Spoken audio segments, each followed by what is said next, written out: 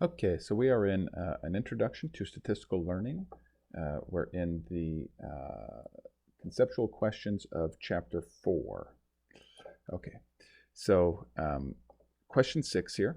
So suppose we collect data for a group of students in a statistics class with variables x1, where x1 is the hours studied, and x2 is their undergraduate GPA, and y, the outcome variable, which is them receiving an A. We fit a logistic regression and produce estimated coefficients of beta naught equals -6, beta 1, beta 2, and you can see the values for yourself. Okay, so this is a two-parter. So first we need to estimate the probability that a student who studies 40 hours a week, so x1 equals 40, and has an undergraduate GPA of 3.5, so x2 equals 3.5. We need to find the probability that this student gets an A in the class. And then for part B, we need to take this student, but now we don't know that they studied 40 hours, okay? So we need to know how many hours this student would need to study in order to have a 50% chance of getting an A in the class. Okay. So let's go through these. So we'll get to part A, but let's just remind ourselves what the logistic function is. Okay, so it is here. Okay, it's the probability of y equals this model here, exponentiated, divided by 1 plus the numerator. Okay, so you can see that for yourself.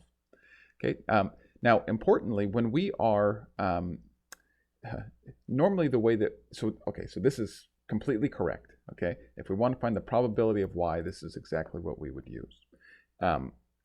But often what we are actually fitting is not this. Okay, we are not finding the probability of y, but rather the log odds of y. And so to create the log odds of y, it is just simply the odds, which is the probability of y divided by 1 minus the probability of y.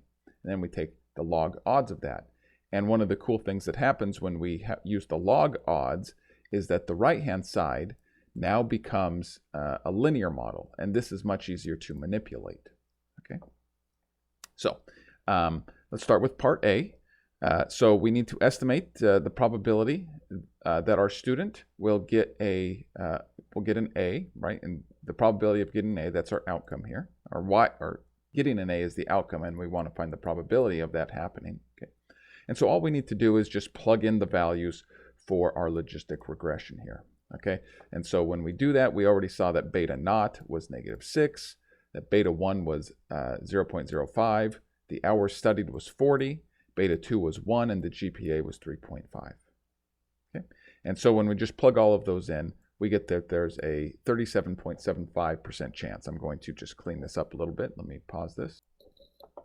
Okay, so we find that there's a 37.75% chance that this student, given these two parameters, or these two, not parameters, sorry, given these two values for their x1 and x2, is 37.5 or 37.75. Okay, so now in part B, we kind of need to reverse this.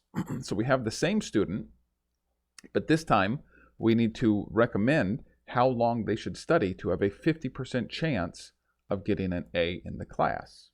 Okay, so what we could do is we could take this expression, or the generic form of that expression, and we could slowly back out x1, right? And so we would multiply both sides by this denominator, and then we would multiply through, and you can do all of that, and that's fine. Or we can just recognize that we can also work with the log odds, okay, and then manipulate this expression right here, which is going to be much easier to manipulate. So let's do that. So we have our logistic regression. So let's just generically solve for x1, right? And so that's pretty easy. So we'll just subtract over the beta naught and the beta 2 x2, and then divide all of that by beta 1. So we get that the expression we need to find x1 is given here, okay?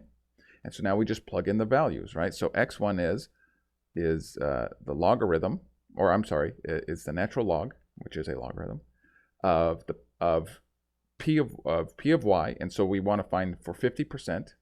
Okay, so 50%, and then 1 minus 50% is again 50%. And then we just subtract over the betas and the x2s. Okay, we just plug all of that in, and you just churn forward, and we find that the answer is 50 hours. So they would need to study, or we predict that they would need to study for 50 hours to have a 50% chance of getting an A in the class.